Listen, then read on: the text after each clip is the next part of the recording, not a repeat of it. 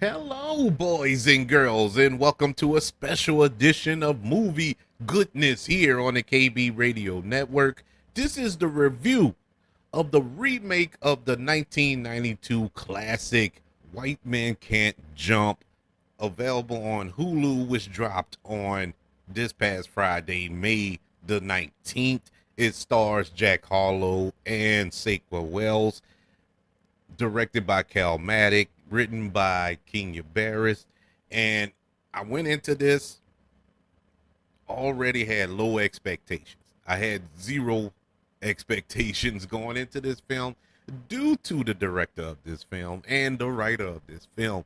Not so much the stars, but director Cal Maddock previously, just this past year, remade another 90s urban classic, House Party. So I, I wasn't expecting much due to the fact that House Party, the remake, I have not completely watched. Now, I've stated this on previous episodes. Maybe that movie did get better, but I couldn't get past the first 10 minutes of it. It was just that bad. And so I went into this thinking, okay, we're probably going to get another version of that style of filmmaking.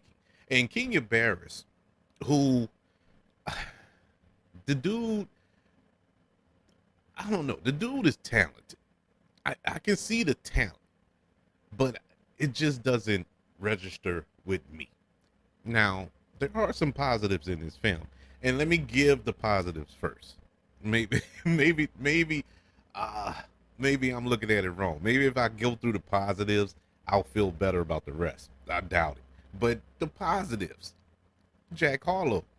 Jack Harlow as Jeremy in this film, I actually enjoyed his character. I even though Jack Harlow played Jack Harlow, there was no there was no dissension in his acting here. Even though he did a decent job, I wasn't expecting Academy Award winning performance from Jack Harlow here, but as long as he can keep up, I felt that he would be all right, and I thought he was all right. This being his acting debut, um, it was a decent performance. Um, it didn't tank the movie. This wasn't his performance wasn't the reason why I didn't care for this movie. He was actually the reason that kept me watching this movie, or one of the reasons that kept me watching. Honestly, I thought he did a decent job. Saqua Wells, Saqua Wells did decent, but once again, it really wasn't an arc there, you know. And that's the problem I had with his character Kamal. It was the same throughout the film. Now they gave a little happy ending at the end of the film that was just out of nowhere. It was out of nowhere, and it was not believable in the least bit. And I know this is supposed to be the positive section of this review, but it wasn't. It, that did not work. That did not work, but he did. I actually liked him. This is my first experience with Cinco Wells, and I thought he was decent. I would like to see him in more things. That's the positive I got from him. I liked his performance, even though the film didn't work. The chemistry between him and Jack Harlow was iffy at times, but I saw some chemistry there. I saw where they were trying, but I think it was more the material. I think it was the direction to why the chemistry didn't work at points. Tiana Taylor probably gave the best performance in this film. As Kamel's wife, who is a hairdresser, supporting her man and sticking with him, being behind him. I enjoyed her performance. She had the best performance in this movie, hands down. And the basketball scenes. I think the basketball scenes worked really well. I love to see the hooping. There was some good shots. Some of the trash talking that's associated with street ball, that's associated with basketball. Period. Actually, it worked. That part worked. That's it for the positives. That is it. Going into the negatives, um, the biggest negative about this movie is that it's called White Man Can't Jump. There was no reason to stick White Man Can't Jump on this film. Why they felt they had to call this a remake? Because this had absolutely nothing to do with the 1992 film. Nothing other than the fact that there's a black man and a white man doing some hustling on the courts and playing in a tournament. Aside from that, there is no association with the 1992 film. This could have been called something else. And quite honestly, had you called this film anything other than White Man Can't Jump, I think it would have worked. Honestly, I think this would have worked. Had you called it anything other than White Men Can't Jump. Because let's be honest, people. They even say this in the movie. Jack Harlow's character says this in the movie. White people can hoop now. There are white people who can straight up ball now. So the notion of white men can't jump is not even it's not even feasible no more. You know what I'm saying? Just look around the league, around the NBA. You got Joker, you have Tyler Hero, you have Austin Reeves. There are some white boys who can ball. Look at the past few slam dunk contests during the All-Star break. They, they have a couple of white boys who have won the slam dunk contest between 1992 and now, since the original film came out. So the notion white man can't jump within itself is ridiculous. So to make a movie in 2023 called White Man Can't Jump is ridiculous. Uh, that's first and foremost. But they could have called this movie anything other than White Man Can't Jump. Every white boy in this movie can ball.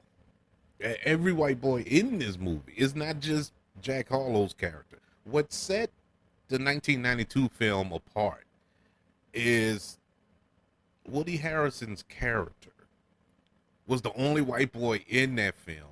He's going to these black neighborhoods playing with Wesley Snipes and hustling these dudes because nobody believed a white boy can ball. And he could, he could play with them. And that was the allure of that. But in this film, you don't have that element. There's no threat coming from Jack Harlow in this film.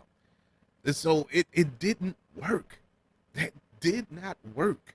The individual storylines also didn't work. You had the storyline with Kamal, starting off with him as a prospect when he was in high school. His father, played by the late Lance Reddick, he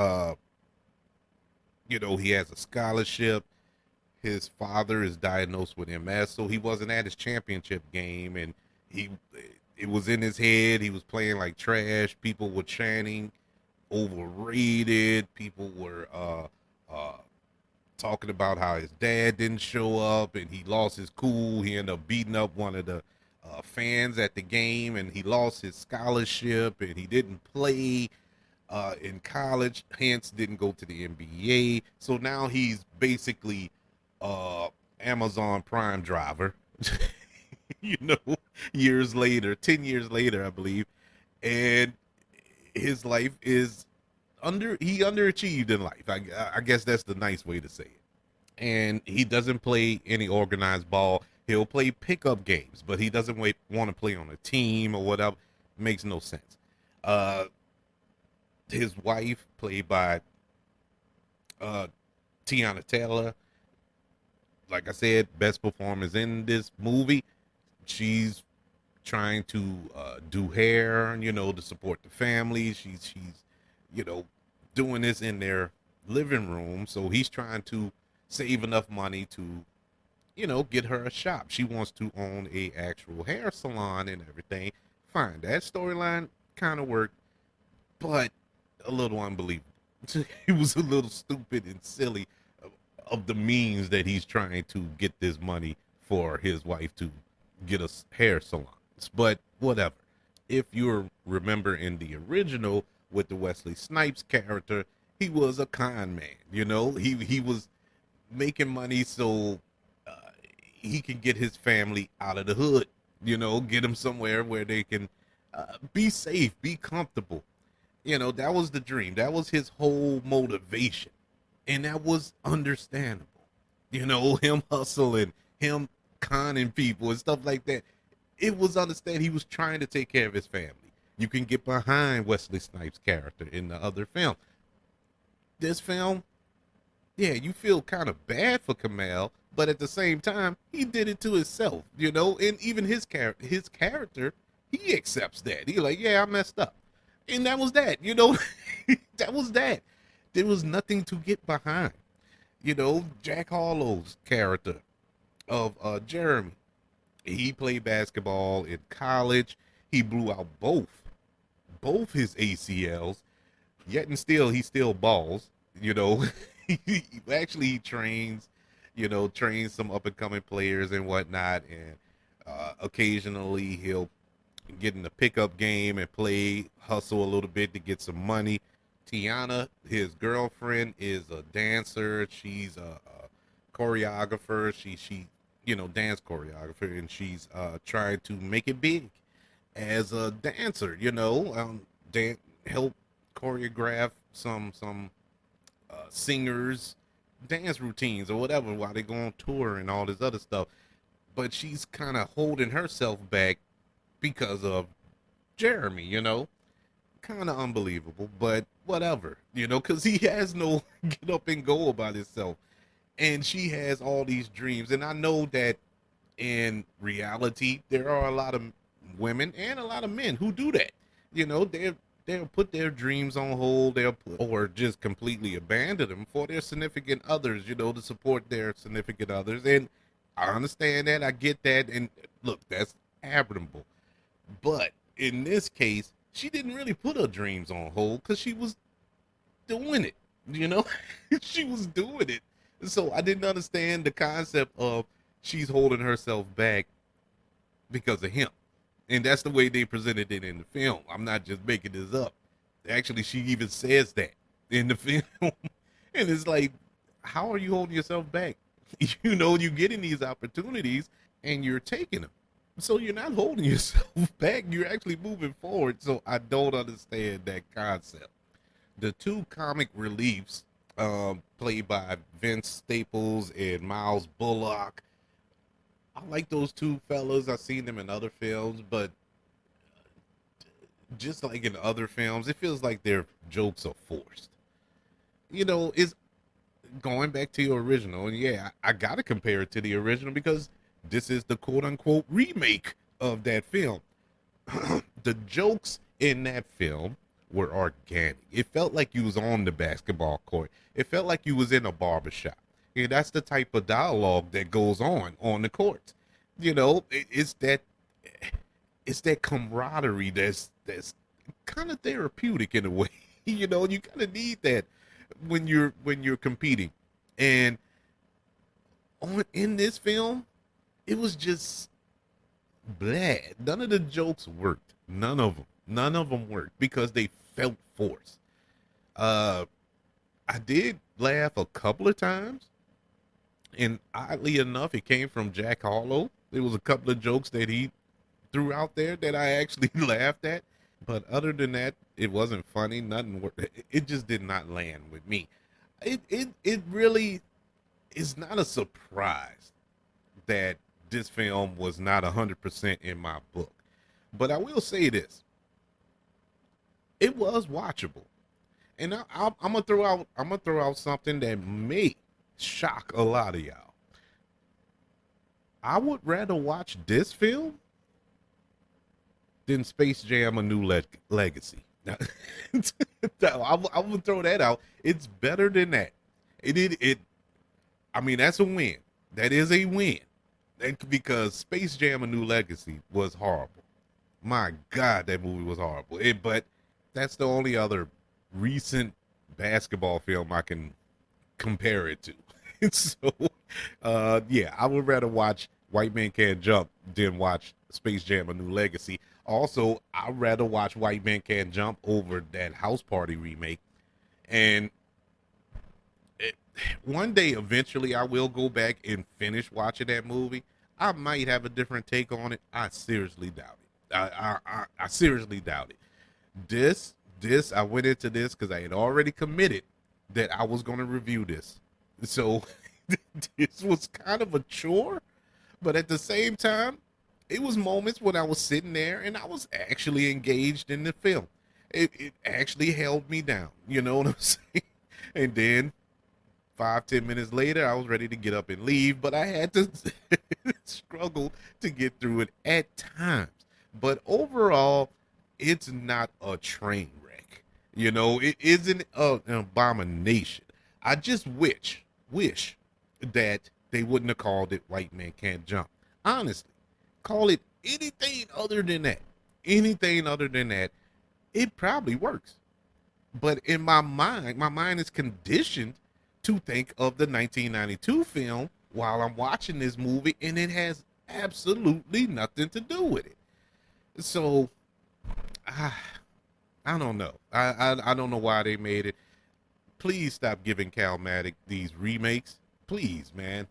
And look, the brother may be super talented.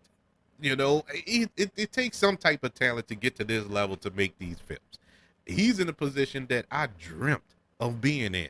So look, kudos to him for making these Hollywood films. You know, I wish I could. I wish I could, but he's there. But if you're there, bruh, if you're there, do better. Do better than this. These are not good movies. And this was not all that good, but look, I will say it is watchable. And for that reason, I give White Man Can't Jump, the 2023 version, a letter grade of a C minus. That's the best I could do. And that is a curve out of this world.